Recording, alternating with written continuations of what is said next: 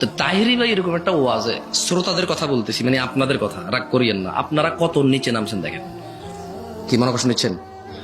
আচ্ছা নিচে নামান না যান, মানে আপনারা কত বেখেয়ালি ওয়াজের মঞ্চে যান। এবার সুন্দর কথা কইছি না? বেখেয়ালিটা সুন্দর, ঠিক না?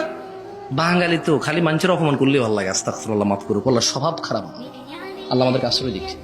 সুন্দর ভাষা আছে বাংলা, আমরা এগুলো ব্যবহার করি, সমস্যা কোথায়? তাহলে আমরা শ্রোতারা কত বেখেয়ালি। তো উনি ভাষা দিবসকে 1971 সাল বলে বলছে, ঠিক কিনা?